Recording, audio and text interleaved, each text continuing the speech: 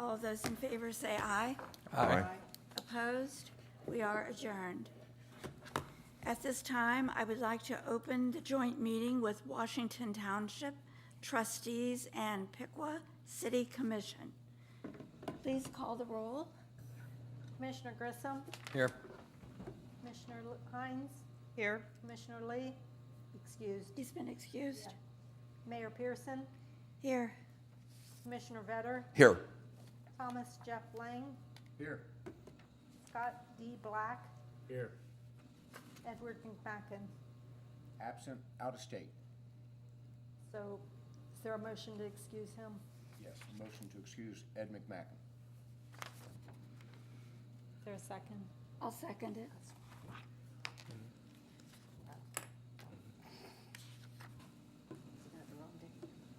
All those in favor say aye. Aye. Aye. Opposed? Motion carried. Okay, moving on to the consent agenda. Approval of the minutes. Approval of the minutes from the February 2nd, 2021 joint meeting of Washington Township trustees and the Piqua City Commission. Resolution number R38-23, a resolution appointing John Swallow to the Board of Trustees of Forest Hill Cemetery. Resolution R39-23, a resolution appointing Ed McMacken to the Board of Trustees of the Forest Hill Union Cemetery. I make a motion to approve the consent agenda. Second. It's been moved and seconded. All of those in favor say aye. Aye. Opposed? That motion is carried. Okay. I'd like to welcome John Swallow to the Board of Trustees of Forest Hill Cemetery, and also Ed McMacken to the Board of Trustees of Forest Hill Cemetery. At this time, I need a motion for adjournment from joint meeting with Washington Township. So moved. Second. It's been moved and seconded. All of those in favor say aye. Aye. Opposed? We are adjourned from joint meeting. Thank you. Thank you for coming.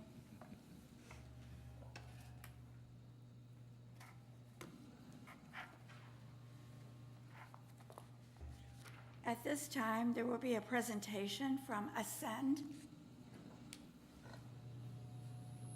guys want us over here with Usually have a the mic, right? slides? You want us over here, up there? Okay, can I bring the lot? Oh, I perfect. think there would be better. Yeah. Get it? Oh, there we go. All right. Hello, everyone. Hello. Can you state your name and where you're located? My name is Matt McKenna. I'm a representative of Ascend Wellness Holdings, and I'll let Eric introduce himself. Hi, I'm Eric Kometz. I'm with Ohio Patient Access. So we are a cannabis company, and we a few weeks ago met with Paul and Chris and Taylor, and they gave us the idea that it'd be a good idea to come and present a little bit about ourselves to the commission, and we just wanted to kind of try to ingratiate ourselves to the community and just kind of show what the business would be like. And it's just a short presentation, and we'll get started by having Eric tell you guys a little bit about himself. Thanks for the opportunity for us to come and talk with you today. So I've been in the cannabis space now going on 5 years. I have licenses in 4 different states. I've been doing licensing now. I've applied in 7 different states, and I have 12 licenses. So it's not the first time that I've been standing up a license.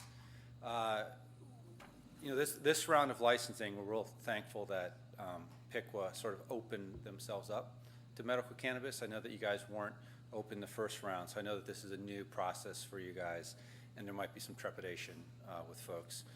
But I want to assure you that we are here as a medical company, And I think as you'll see, we've brought Ascend in. They are a multi-state operator. They call themselves an MSO, which stands for Multi-State Operations. They've been doing this across the country, and I think as you'll see in this presentation, it's going to be a first-class establishment. There's going to be strong security controls there. This isn't a place where high school kids are going to be hanging out. It's truly a place where patients will be coming to get medicine. So I'll hand it over to Matt to talk a little bit more about Ascend. Thank you. Good to know I don't have to lean in quite so much to the to the microphone. But yeah, so my name is Matt McKenna. I work in the Government Relations Department at Ascend Wellness. Like Eric said, we're what's called an MSO. So we're a multi-state operator. We operate in 6 states. We just signed an agreement to move into our 7th. We're also what's known as a vertically integrated operator.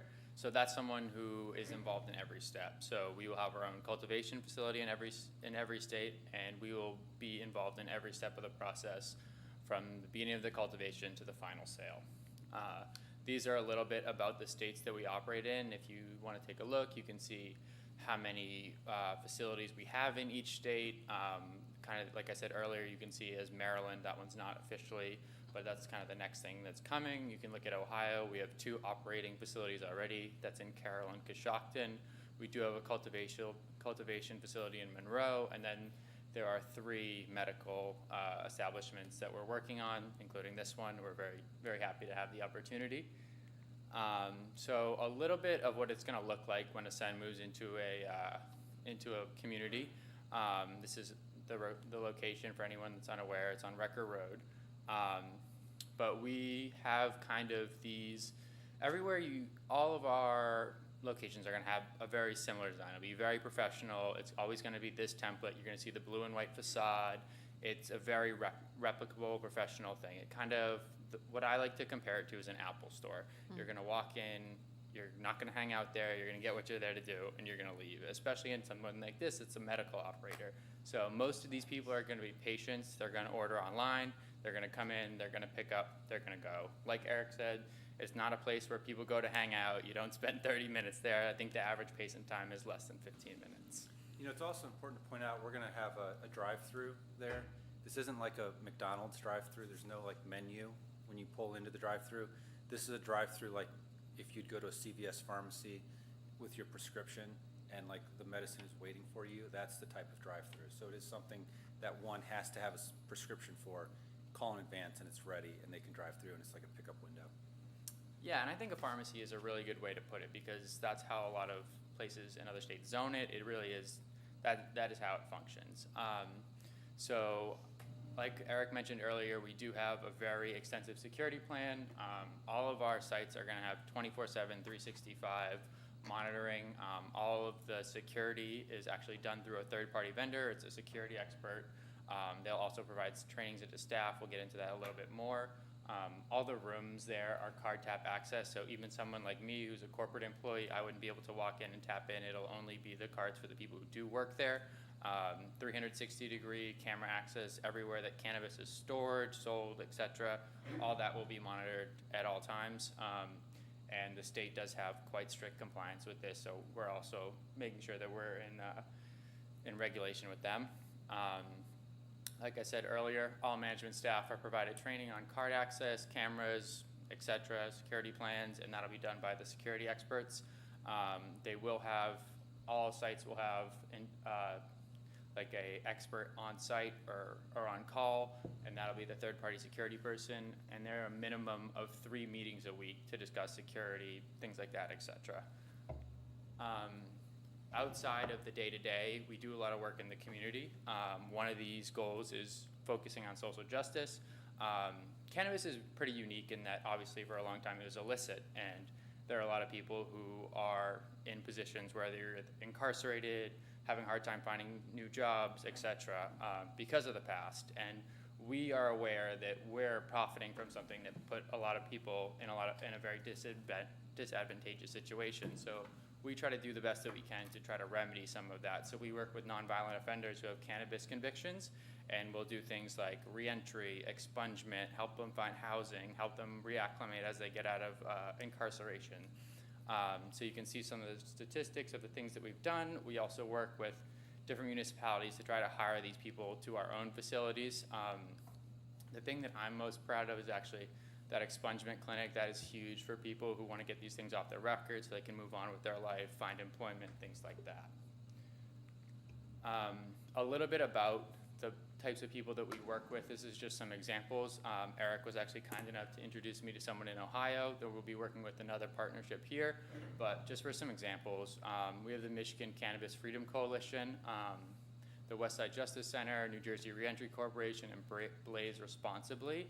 A lot of these kind of operate in the same space. They'll do, like I said, expungements. They'll provide us names of people who have been affected by the war on drugs, and then we work with that person sometimes to, whether it's help find them housing, employment, etc. Every individual case is different, but we just try to make as big of an impact as we can. Also, on top of that, we do a lot of community work. So I can give the Ohio examples, where one of the other dispensaries that we're going to open is going to be in Perkins Township, and we just signed on to be the lead sponsor of their annual car show. We'll be participating in their Community Day and Senior Day, so we'll be sponsoring those as well. If those opportunities come up here, we'd love to be involved. I know we have a meeting with the Chamber of Commerce. I believe it's the week around the 21st coming up. I believe that's the date. But just to give an example of some things that we do, I just picked New Jersey as a state that we operate in, so you guys could kind of get a general idea. So we created a foundation, the Ascend New Jersey Foundation. It's a 501(c), and we partner with local organizations to support the community. We'll do local events, beautification efforts, etc. So we'll oftentimes come to local town leaders like yourself, ask for ideas, things like that, and we'll just try to work together to see what projects we can make work. So for example, we've helped build a new gym for the Rochelle Park Police Department. We gave medical equipment to schools. We'll do community events or donate to the American Legion, things like that. So we're very open to any suggestions that you guys may have. We don't want to pigeonhole our community engagement just to the things that we've done in the past. So very much open to suggestions and would love to hear them after the meeting if you do have them. Sure. Love it. And then to the part that everyone wants to hear about, the jobs, because that is important. So this will be a retail facility. We are going to have people that are senior managers, data analysts, retail associates, and purchasing. Those are just some of the examples. There will be more people that are hired. But a dispensary will usually hire between 20 to 100 people. This is a medical dispensary. It'll be closer. It'll be smaller in size. It won't be 100. 100 is something that is our busiest adult use in a different state. It's not really applicable here, but everyone who is a full-time employee, they will be provided benefits, and the positions will range from $15 an hour for the lowest position. That'll be someone like a dispensary associate, things like that, to a six-figure salary for someone who's the general manager. Those benefits are the same benefits that I get at corporate. I will say that they do a very good job of taking care of people, so I think that it's pretty good.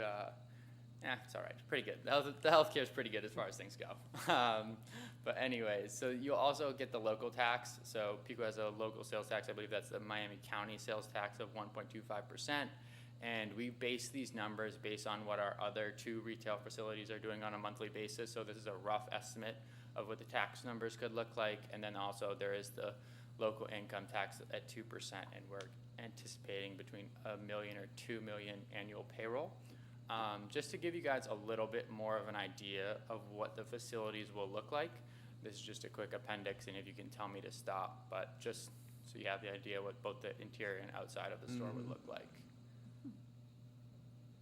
I believe this is it's about a $3 million capital expenditure that we're putting into this. So it will hopefully look like a very nice facility from the outside in that area. When do you plan to get started? Dig ground, I think this week. Okay. I believe we have the permit, the building permit now. I believe zoning was the one thing we were waiting on. A couple of the issues that we had related to this site, you may know that there was 2 houses on this site prior. So we're the first commercial establishment going onto this property.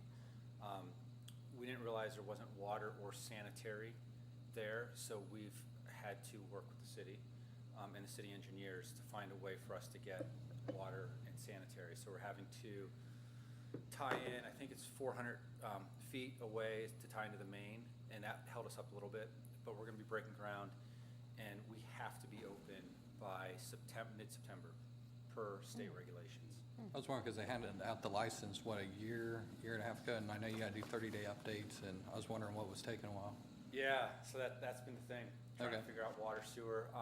When we got the site, we didn't realize there was an ODOT limited access restriction on it to get access to Route 36. So our initial site plan had a driveway going right off to Route 36. And after purchasing, we realized we didn't have that access, so we had to negotiate an easement with the Clark gas station next door. Okay. So that's gonna be redeveloped, and that's gonna be one parking lot for us and Clark. So there'll be access to our property through Clark or back through Recker. And we've been talking with the business and property owners at Long John Silver, because they do have access to Route 36, trying to get a crossway easement with them. Yeah. The business owner is all for it. He would love to have crossway access, because we've offered to take down all those trees that are Yeah. separating the properties to clean that visual sight line up. Right. The landowners are Los Angeles-based landowning company. Of course. They don't have an interest in it. All they see it is they'd be losing 6 parking spots to create this easement, and they don't necessarily see the benefit in it. We're hoping to get some movement from them on that, but at the moment, there will be an easement through Clark and access through the back. Okay. Record. I had a couple questions from because that's on the dispensary side of it, cultivating, processing, and testing. So you guys have a basis in there. I've paid attention to the state of Ohio, and I haven't seen any progress on opening up more license for that. Do you have any knowledge there? Because we currently don't allow it in the city, but I wanted to revisit that. So I think it would be, there's been talk about it, and I think they're gonna do it in a couple different ways. So it would be great, I think, if you guys did, because I know that you have some buildings here that would be ideal for something of 100,000 square foot cultivation facility.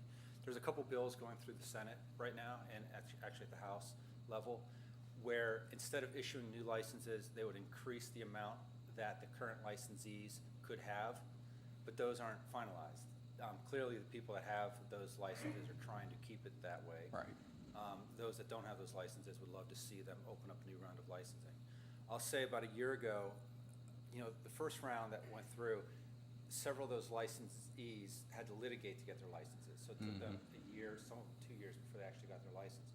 Last year, I got a call from one of the last cultivation owners who got a license saying, hey, we lost our property. We're looking for something sort of in the southwest side of Ohio, and we can't find any buildings, any cities that are open that have a building that we could need. So I could tell you, a year ago, if you guys were open, this would have been on their radar, and they'd have found it. So I don't know if they're gonna open up another round of cultivation licensing, but I think if they do, this would be a great place to have a cultivation facility, and those make really good numbers. Okay, I appreciate it. I know it's something that we've had conversations, so I just haven't seen any movement on the state side. Well, I think we'll find out in the next year. or Okay. so. And after this legislative session, we'll know for sure if any of those bills actually. Okay, I'd love to stay in contact that way, like just from that informational basis. Yeah, Okay. absolutely. We can give you our information. Sure. Yeah, absolutely. Thanks. Any other questions? Any study that you're aware of in terms of traffic accidents in relative proximity to the facilities? Nationally, locally, Colorado, as I understand it, has experienced huge changes in their accident reporting, and I'm just curious if we're looking at that down the road. yeah, I would say I've looked at this there are a million studies. I can't So hear you. There are a million studies on this, and most of them will tell you different things. I am familiar vaguely with the Colorado one that you're referencing. I know that there's one in Massachusetts that said the opposite, things like that. So there are a ton of studies. There doesn't seem to be any sort of scientific conclusion on which is which, but I do know the one that you're referencing. Thank you. By the way, it is illegal, obviously, for one to take marijuana and drive, that's, driving under the influence. And clearly, if they purchase from our store, they're not allowed to consume in the store. They're not allowed to consume on the premises. I know some of that's tough to police, but I hope you don't see a lot of people buying from our store, going out in their car, getting high and driving out. It's also illegal to buy alcohol and drink in your car. I mean, Right, that is there are similarities, and I appreciate that. Yeah. Just as a comment, I don't know, for the citizens are aware, before we reopened it up, we did a lot of due diligence on that same regard. Met with individuals from the state of Ohio, seeing what kind of statistics around crime and areas where there were dispensaries in some of those. Worked with our chief of police as well and seen, and really, like to your point, in the state of Ohio, very secure, very medicinal. There's a lot of regulations around it in the state of Ohio, and I'm excited, honestly, to have this brought to our city. So, Thank you. I think we are a good neighbor. You know, we have, per regulations, we have to have security cameras around our perimeters. We have to have lighted parking lots. I mean, we bring an element of security to our facility. So I'm glad to hear you say that. Thank you. Yep. Right. Thank you very Thank much. you. We appreciate it. Thank you, Thanks. guys. Thank you. Have a good evening.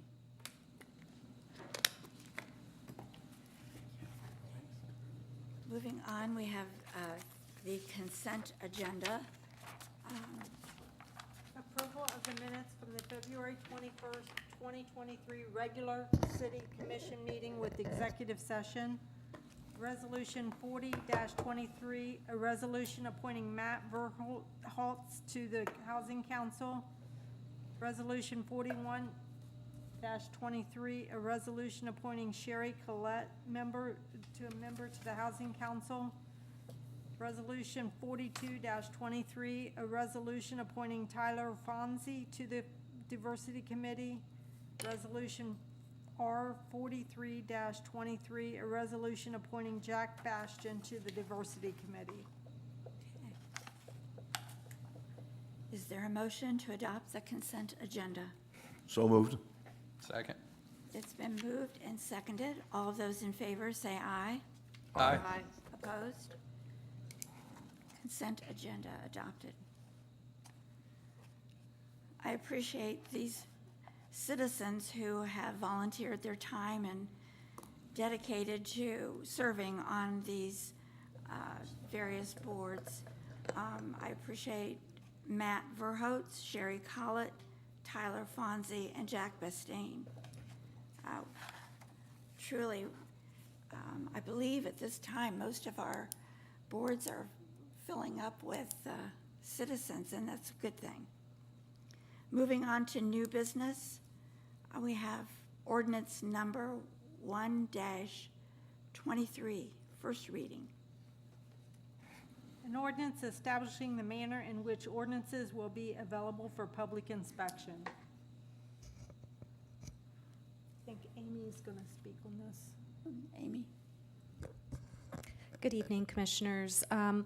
As you all know, the options for the city to publish items in a local newspaper has greatly decreased.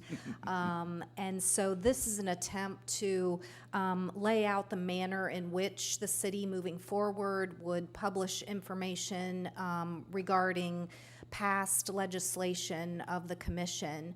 What we're asking is that we recognize that publishing those items on the City of Piqua website would be sufficient. And then we also, on the city website, have the link to the approved legislation as codified ordinances. So because of the decrease in our options to utilize a newspaper, we're asking that we utilize different technology to do that. Does this exclude newspapers from the process? We are asking to exclude that at this time due to the cost that we have incurred. Over the years, it has become quite expensive to advertise them in the newspaper. And if we can only do that once or twice a week, the timing is not going to work out for them to actually be in a timely manner. Guess I'm trying to think laterally about how many other options we may have other than the city's website.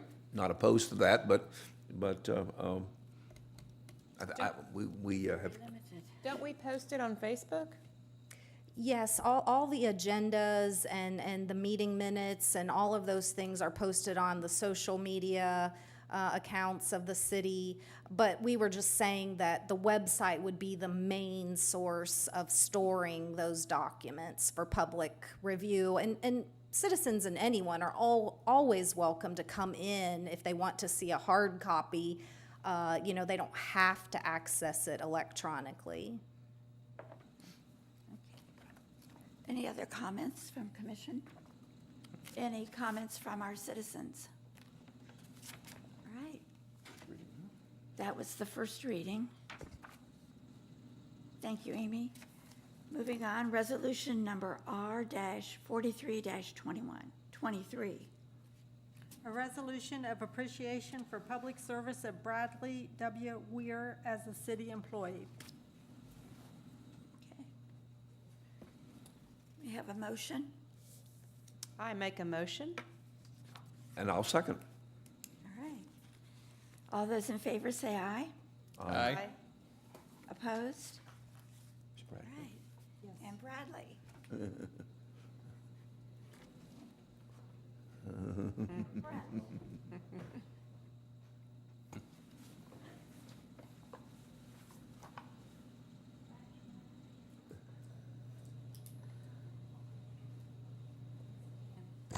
Oh, this is on, good, okay. All right, so, a resolution of appreciation for the public service of Bradley W. Weir as city employee. Whereas Bradley W. Weir has retired as a firefighter with the city of Piqua, and whereas his retirement follows over 23 years of faithful and dedicated service to the city and its citizens. Now therefore be it resolved by the Commission of the City of Piqua, Miami County, Ohio, all members elected hereto concurring that in recognition and appreciation of the public service of Bradley W. Weir with the City of Piqua, this commission tenders its unanimous and respectful tribute by this resolution, which shall be a matter of public and permanent record. This resolution shall take effect and be in force from and after the earliest period allowed by law. Cindy Pearson, Mayor. And congratulations. Thank you for your. Yes. Thank you very much. Thank you.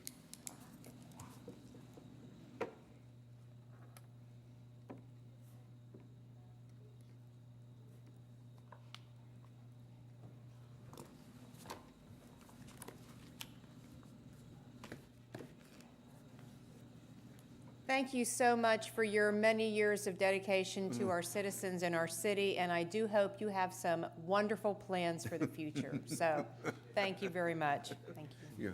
Thank you very much. All right, resolution number R-45-23.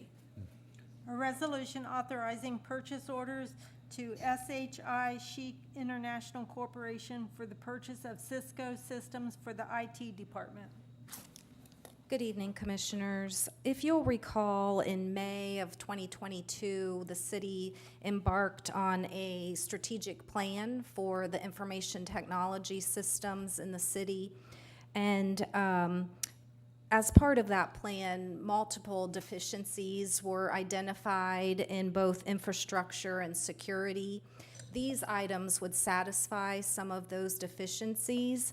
And moving forward, 2023 is devoted to upgrading hardware, software, some of those key items that make up our information technology infrastructure. This purchase was utilizing State of Ohio contracted terms for the purchase of these Cisco items.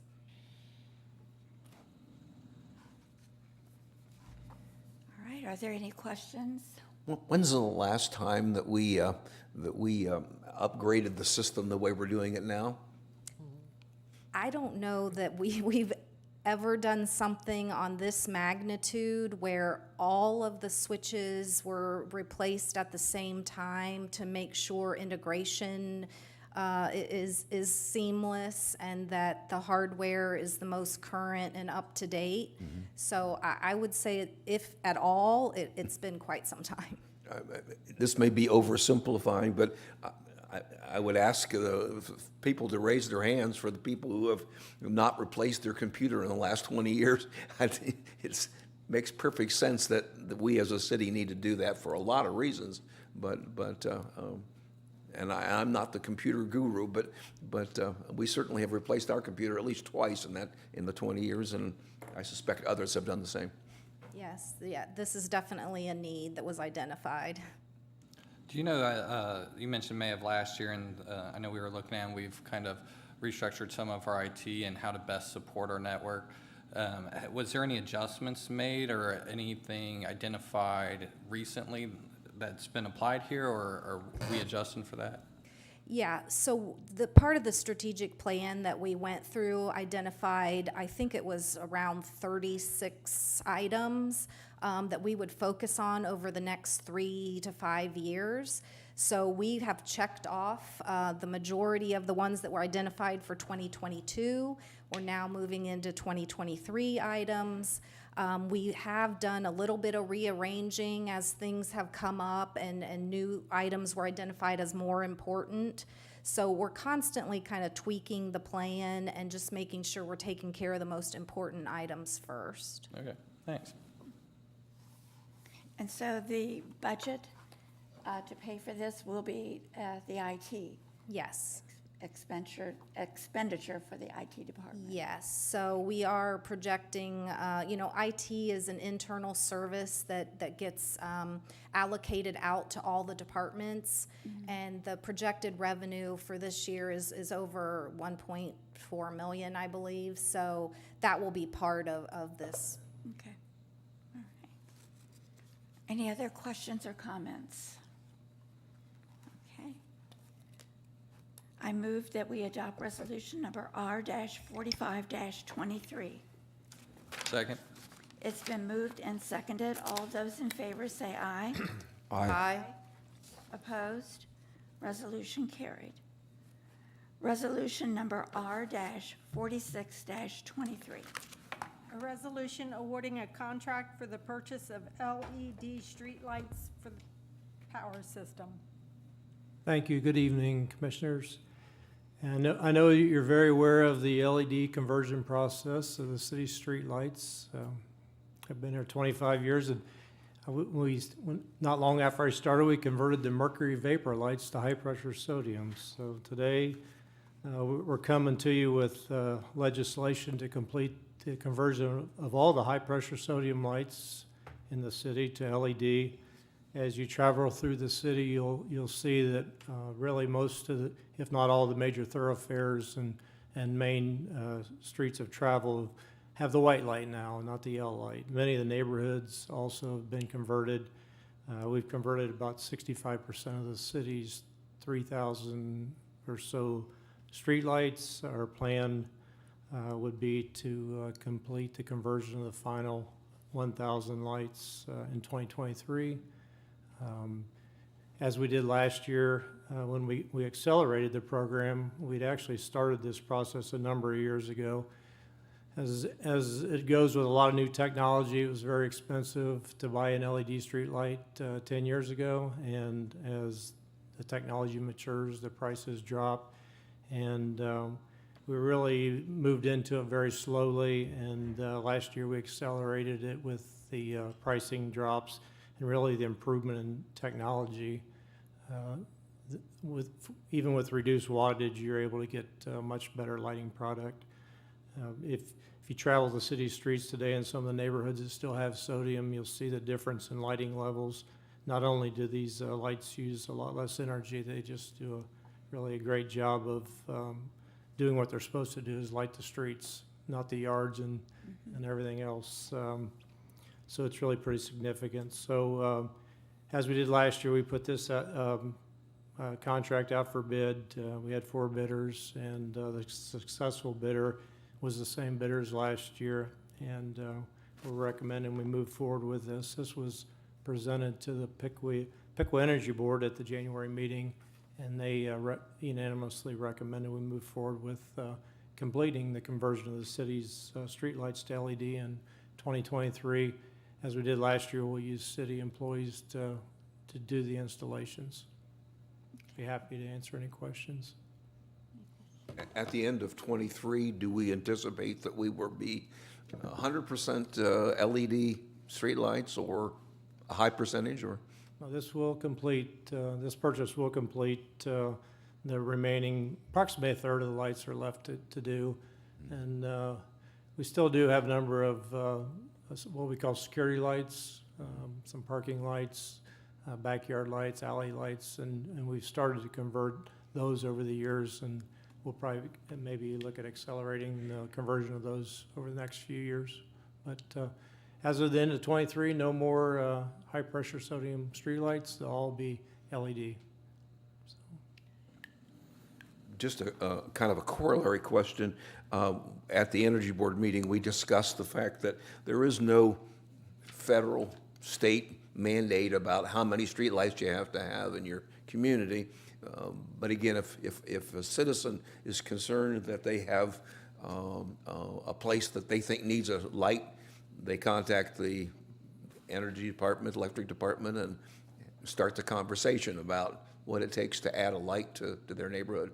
Yeah, and in general, you'll find that we do a really good job of lighting, and with the new technology, a lot better job than we did with the sodium lights. But, you know, if there's places that could use that, be more than happy to take a look at it.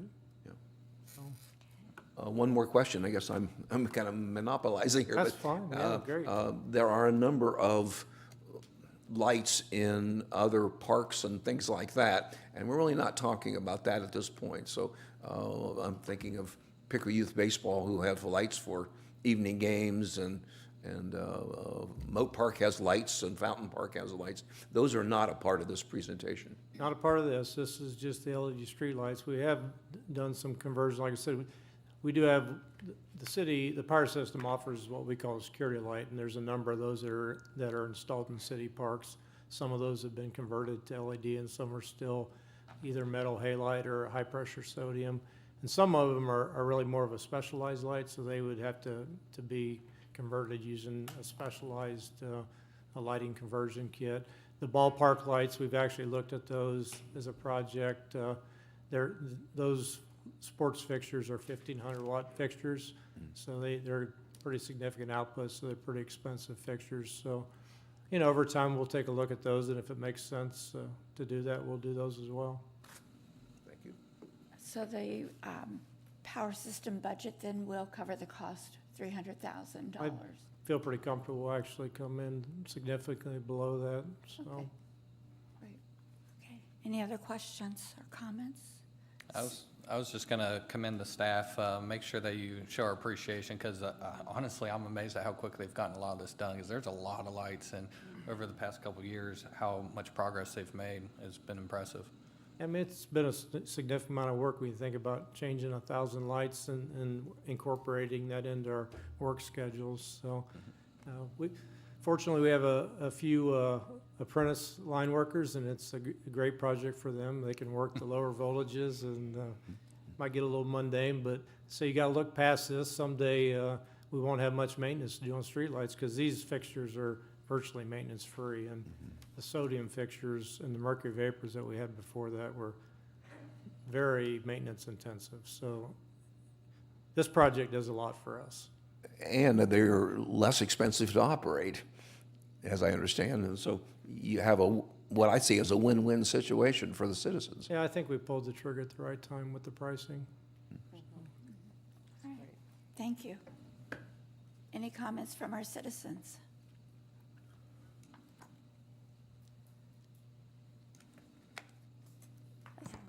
Tom Homan, 1803 Nicklin Avenue.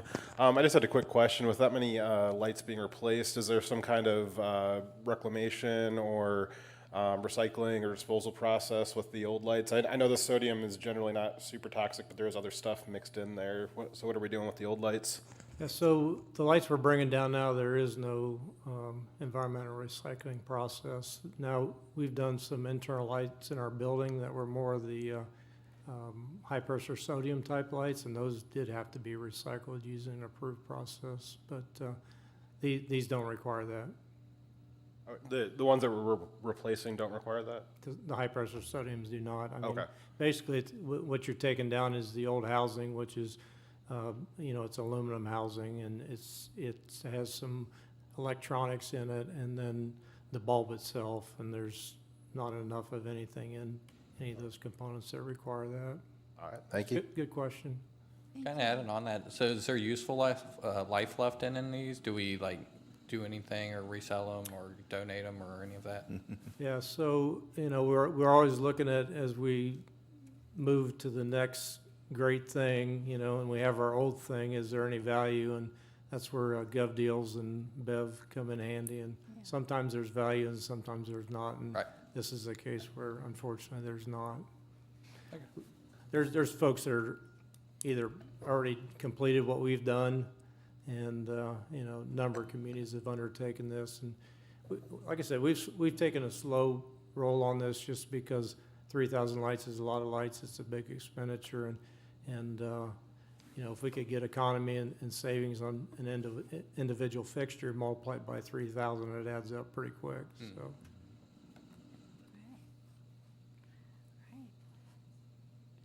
So is there a motion? I'll make a motion that we approve Resolution R-46-23. Okay. Second? It's been moved and seconded. All of those in favor say aye. Aye. Aye. Opposed? Resolution passed. Resolution number R-4723. A resolution authorizing a purchase order to Fire Safety Services for the purchase of self-contained breathing apparatus, SCBA, for the fire department. Good evening, Commissioners. I'm here tonight seeking approval for us to replace our cache of what we call air packs or self-contained breathing apparatus. So for anybody that's out there, it's the bottle, the harness, the face mask, and that you'll see the firefighters with. It's set up for us to go into any atmosphere that they call IDLH, or immediately dangerous to life and health. So we'll use that for structure fires, or if there's toxins in the air, hazmat situations, anything like that.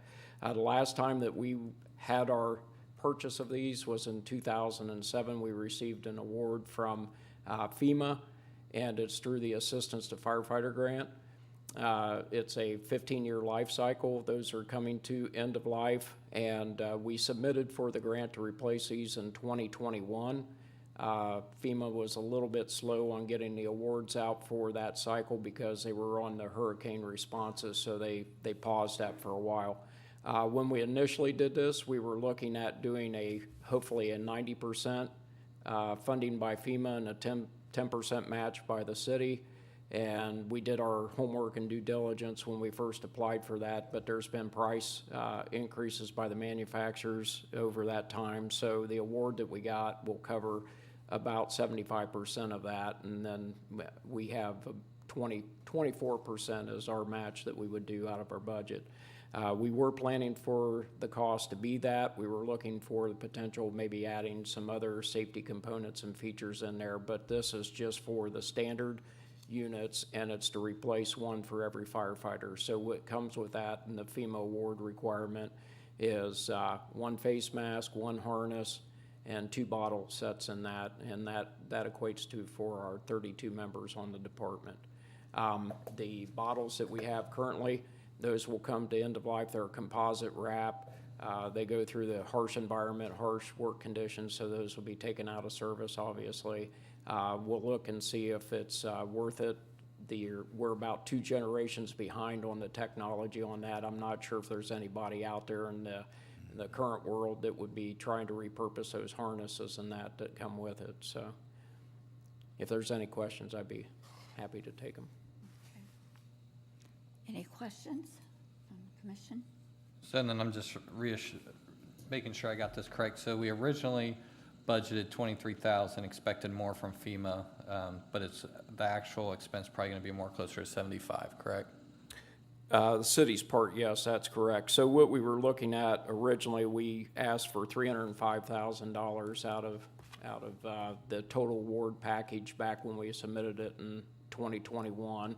And to get the basic package for 32 firefighters out of that, the best price we had come in was just over that $305,000. And so we're looking at some of the things that we do in our budget. There's some equipment that we had set up that we're going to go ahead and adjust that out so we can compensate for it out of our budget. And I've already examined that, so we're in good situation. Okay, and that was gonna be my next question, thanks. And then, are you replacing like the entire line of them? Yes, the whole cache will be taken out of service on that, and they'll be replaced with these. We had the manufacturers give us demo units. We let our staff compare between the manufacturers. Captain Lacey's here with me tonight. He was our spearhead on getting that stuff in and doing the research on that, and he did a stellar job on that. This is not the same manufacturers we had for our previous set in 2007. I thought it might be that, but once we started experiencing the drills and that of what we were doing and what that current set is with reliability, less involved in the maintenance cost on it, the technology is a little bit more simpler on that.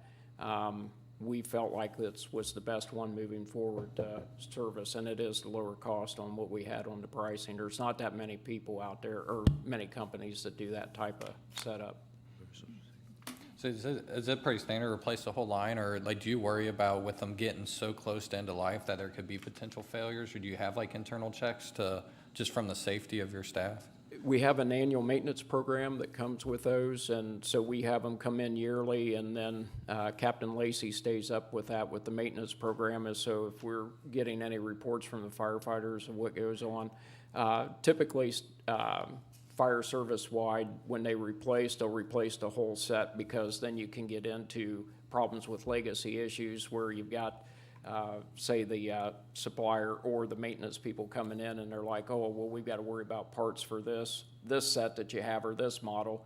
That might have been in a different NFPA compliance standard and that, and then it may move to the others, so. And I'm going to add a piece to that is the NFPA updates the regulations about every 6 years, and so the problem you run into is buying air packs now. They're different standards than they were in 2007 and say. So their interoperability is not there. One of the big things is the air bottles go from 33%, the new ones, down to 25% low air alarm. So you would have firefighters using packs that the low air alarms would be different for, say, one firefighter versus another. So that's a big reason. So. Okay. I was just curious because, worried more from the safety perspective, like you said. If they get so outdated, they're 15 years old, you don't have anything that's more recent, so. Right, and we're not NFPA compliant right now, obviously, so. You said we are? We're not. Okay. Well, that's what I was wondering, if you switch them out more often or stagger them, just so that you always have some that are in compliance. Okay. They're so expensive, obviously, they're about 10,000 a pack. Normally, obviously, we're getting a better deal than that, but usually when you replace them, it's only because you have to, and you replace all of them at the same time, so. Yeah, it's more curiosity, but appreciate you doing the due diligence on the project and really looking at them. Yeah, there's a lot that goes into it, obviously, so. Right. But figured I'd add that little piece in there with the NFPA stuff, so. Yeah, thank you. Thank you. thank you, Dustin. Are there any other questions or comments? Citizen? I would just say, anything to keep our firefighters safe, I am all for. And gosh, last time these were replaced, 2007. I'm trying to remember where I was in 2007. But anyway, so, yeah. And Captain Lacey, thank you for your work and your commitment to our fire department. Thank you. All right. I'd move the approval of Resolution R-47-23. Second. It's been moved and seconded. All of those in favor say aye. Aye. Opposed? Resolution is carried. Resolution number R-48-23. A resolution approving the application of renewal of farmland in an agricultural district filed by Sally Apple for parcels N44-076881 and N44-076907 and N44-076917 in the city of Piqua. Good evening, Commissioners. I'm going to attempt to explain this one to you. Jennifer couldn't be here tonight, but this is something that takes place often when we have to approve the renewal of an agricultural designation, and this is on a 15-year rotation. The applicant on this one has actually 9 parcels that are being applied for, 3 of which fall within city jurisdiction. And those 3 parcels make up about 90 acres of property. The city has no objection to continuing that agricultural designation at this time. So the proposal would be for 15 years. Yes. So say some unique opportunity came up where we wanted to talk about that land and propose some different use. What would be the process for doing that? Yeah, so, if there were a different use proposed, that would be, obviously between the property owner and any new owner. And then they would, if it was a change of use, then they would designate that for whatever use, whether that be residential or commercial, or it would be a change then at that time. I guess I'm thinking about the city as well. Sometimes we like to annex property for, anticipated growth, and I have really no understanding of where those properties are, but I'm hoping there's a process for resolution so that we just don't stick it to the landowner and say, well, we've changed our mind, sorry. Yeah, no, that can happen at any time at the owner's request if they have some other use for the property. It would just be a application process to change that designation. Again, I'm thinking of the city sometimes wanting those things and not necessarily the landowner. And so, again, the same process could be used by the city to change that designation or the landowner themselves to change that. Yes. Okay. Any other questions or comments? I was going to ask, because, I didn't see any information about where they're located. Yeah, so the information I have here is that of those 9 parcels, they extend Snodgrass Road, US Route 36, Snyder Road, Eldine, and County Road 25A. So, and all of our agricultural lands are usually on outskirts and just butt up to the city limits in some fashion. Thanks. Thank you. Any other questions or comments? Citizen question or comments? I move to adopt resolution number R-48-23. Second. It's been moved and seconded. All of those in favor say aye. Aye. Aye. Opposed? Resolution passed. It's now time for public comment. This is an opportunity for citizens to address the City Commission regarding agenda items, issues, or to provide information. Comments are requested to be limited to 5 minutes, and specific questions should be addressed to the city manager's office. Are there public comments?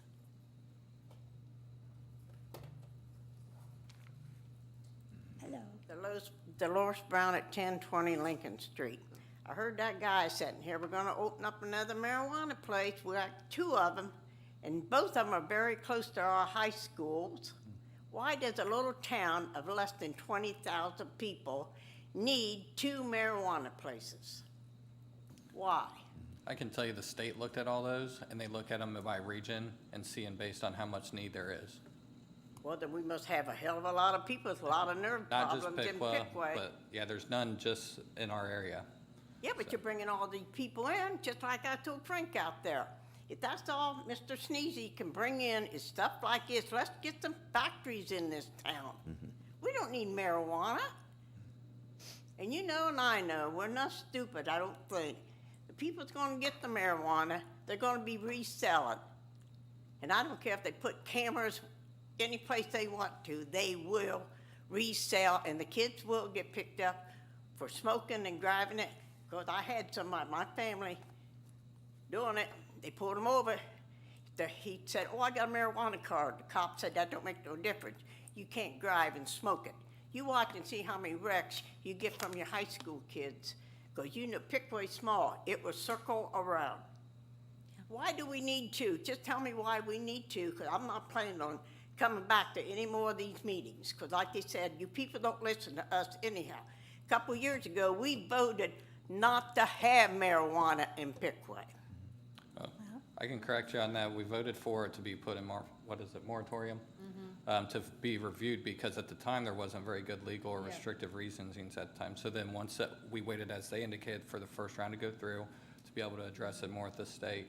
But What attracted it more? More people out of Dayton? With the armpits of Dayton as it is now? there is already ones located in Dayton, so for our Oh, I area. know there is, sweetheart, more than one. I got sisters who live down there. Understood. And you guys are bringing them in. And to your point, we did reach out to the citizens. We're selling, this town's selling our soul to the devil. We are. We're selling our souls to the devil. Well, when I'm up there, I hope I make it. Might if I shut up. But I'm not gonna have to answer to help put our kids in the sin. No, I'm not gonna do it. And as far as nerves, hell, people's had nerve trouble for years. My grandpa and grandma didn't smoke marijuana. No, that's bull crap. And I ain't coming back no more either. Damn town sucks. Are there any other public comments?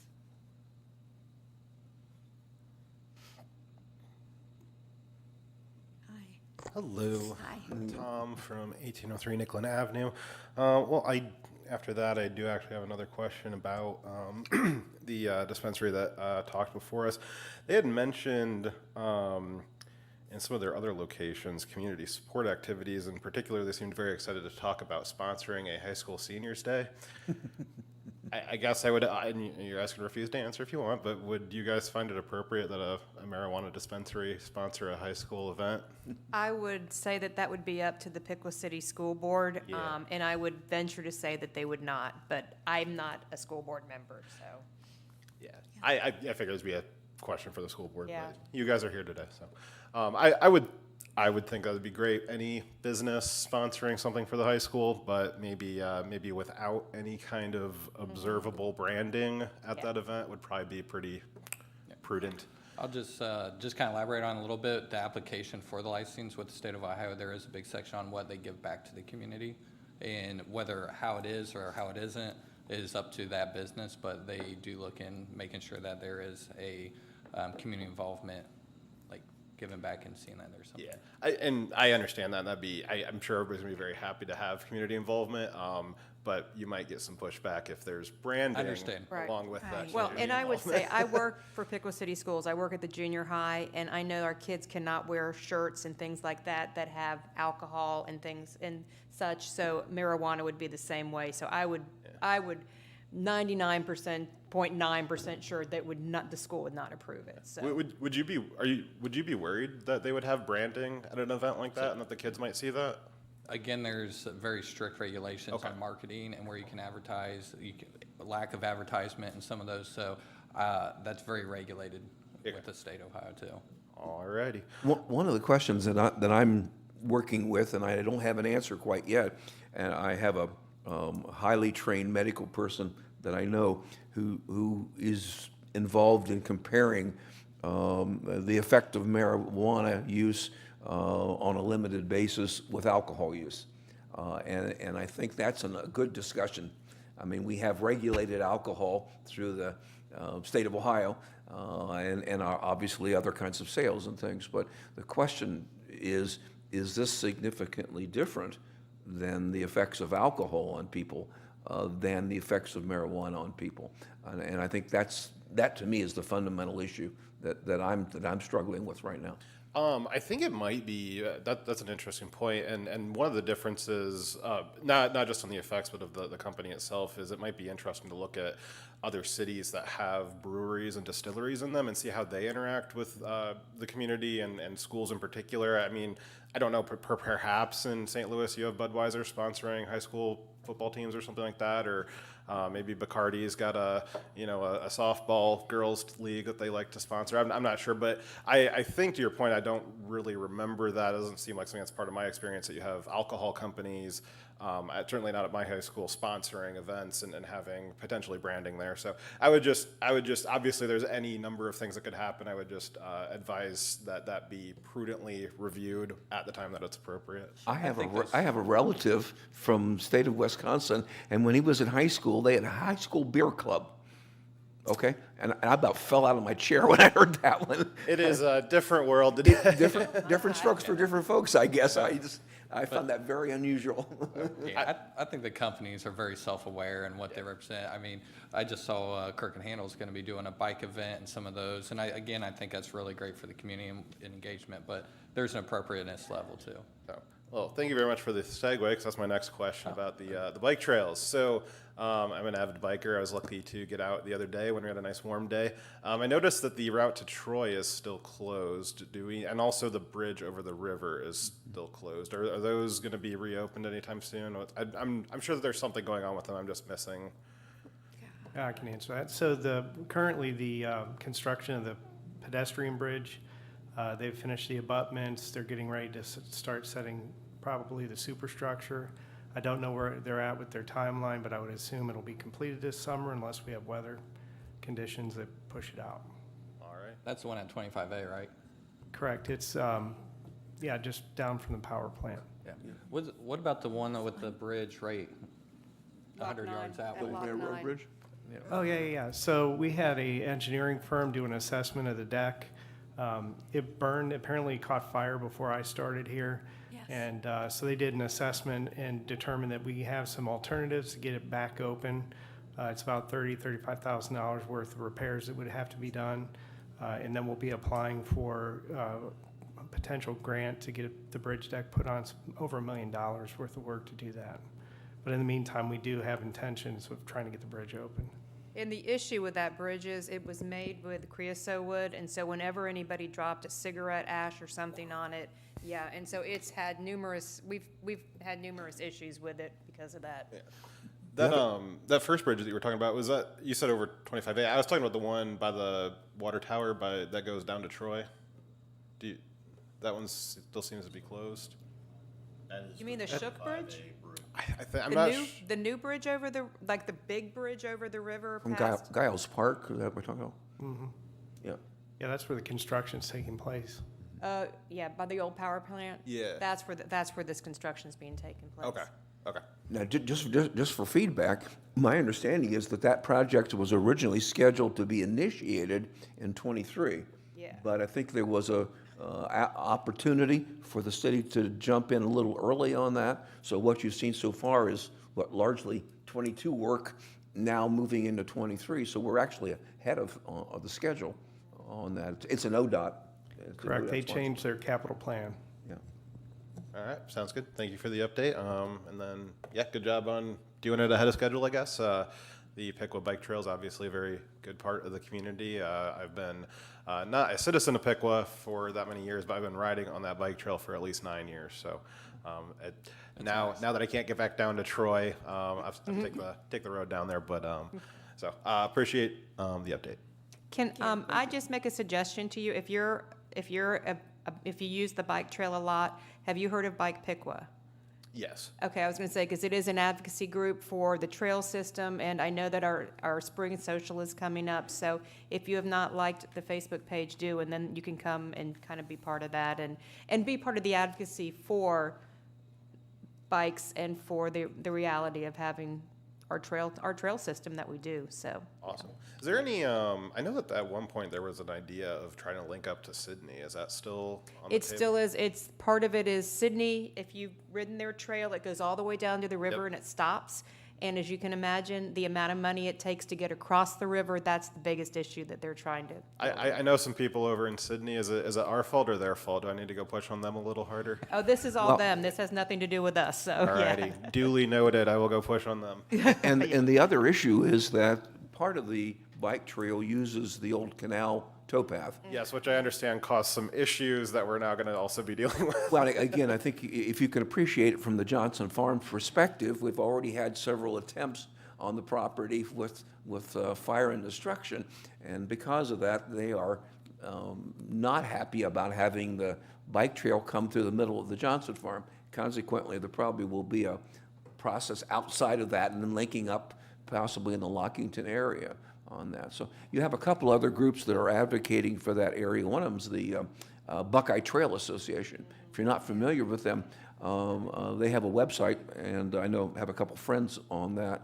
I serve on the Miami Erie Canal Corridor Association, and that's a very common technique, is to use the trail for bike purposes. And so the BTA has been really involved up in the Lockington area trying to get a bridge across the river. If you're not familiar, that access for the canal was actually a bridge that bridged the Little Army Creek. And so, and even when the transit system was in place, there was a bridge across there. And that's where the bridge comes in, is at Lockington, because you have a significant way to get across that, which will have to be paid for by that. So, and my understanding is that Shelby County does not have an active parks program with no appropriation. So you have some individuals who are attempting to do some things, but there are some significant issues north of us. Oh, and I'd also just like to point out the bike trail network that we were connected to is, I think, still the largest bike trail network of interconnected, completely off-road trails. There's like over 380 miles. It goes down through Troy, through Vandalia, all the way down to Dayton. I used to ride all the way down to Dayton. It was a 75-mile round-trip ride. And then from there, you can get almost down to Cincinnati. You can almost get up to Columbus and go down to a few other places. And it's a little sad that we are now cut off from that giant network. So, Yeah. but I appreciate you guys and working to get that done ahead of schedule, and just continued encouragement that should be a priority. Yeah, I agree. Thank you. Thank you. Anyone else? No? All right. And we'll move on to the city manager's report. Good evening, Commissioners. Tonight I have two things. First of all, we kicked off the strategic planning session today with the administration, meeting with the consultant, and currently they're over at Fort Piqua Plaza performing a listening session, and we've been inviting the public to attend those. There'll be another one tomorrow evening between 6 and 7:30 that'll be held up on the fourth floor in the ballroom, and I would encourage anybody in the public to please attend.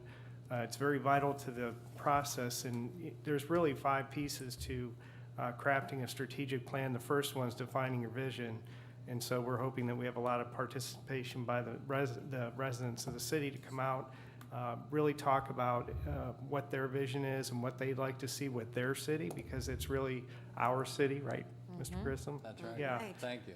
And then after we complete that, there'll be a point where we're crafting the values, determining our desired outcomes, and then declare explicit accountability. And this is the kind of full circle that we're currently lacking when we go through our budget, and when we have departments go out and, perform the work of the residents. We need to be able to account for that, right? So the 5th piece is establishing key performance indicators, or KPIs. Those will be baked into our budget process, so it'll be an ongoing thing over the next 5 years. We're really excited as a leadership team to do this, because I think everybody's been doing a wonderful job in their own particular department, but we want to serve a greater mission. And so this will definitely help us get there, and to use the input of the public. Lastly, I like to do my biweekly update on reminding everybody to sign up for a Smart Hub.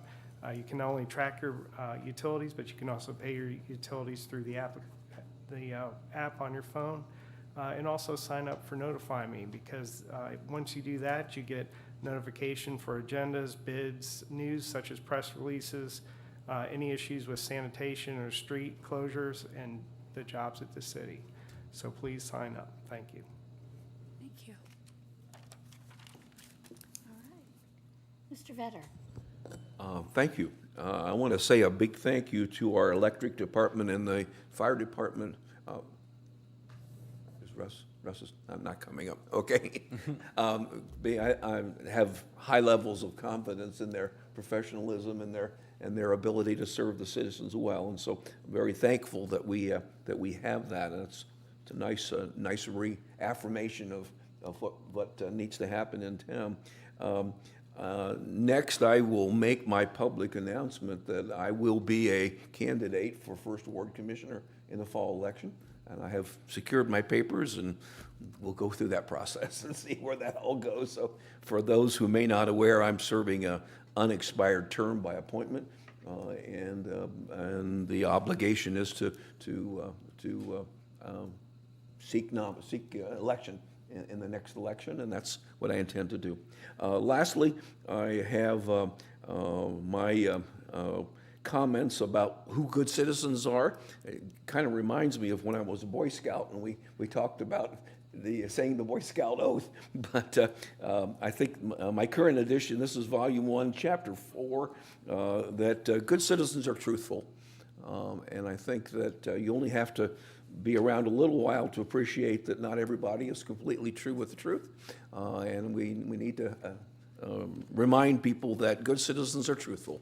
And that's the end of my comments for right now. Thank you. All right. Commissioner Hines. Thank you. The only thing I have, I believe, is the Kiwanis Pancake Breakfast this coming weekend? It is. Okay, Yes. yes, so Yes. the signs, I always love the signs start to pop up, and so if people want to get a good breakfast and visit with folks in the community, Saturday morning, Upper Valley Career Center, and I know a few of us, I'm not able to help out this working. year, but I'm sure a few, I'm sorry I I'll won't be be there. flipping pancakes with you I know. this year. It is fun. so- Come on out. Yeah, unfortunately, I have an Optimist thing that morning, but I do encourage our citizens to go out and support the Kiwanis Club and all the good stuff they do for our citizens and our kids especially. So that is all I have. All right. All right. With Commissioner Lee absent, I'd be remiss not to congratulate Bradley Weir with his 23 years. I know he's always worked alongside a lot of them individuals, and definitely to thank him for their service and appreciate all the time that he's put in. Also, I mean, that's fantastic hearing about all the people joining on the boards and diversity committee. I know we struggle to get a couple people there, so appreciate everybody, stepping up and joining, along with all the other boards. So as you all know, I've been really trying to get people involved and engaged, what we can do. I know that's something I want to talk about on the commission side. So Commissioner Vetter, appreciate you still putting your name in the hat there and trying to get engagement. And then that kind of leads to the marijuana dispensaries. When we were looking at it as a commission, we put a lot of public engagement out there and trying to see what people wanted, what they didn't. There was an overwhelming response for bringing those types of things into the city.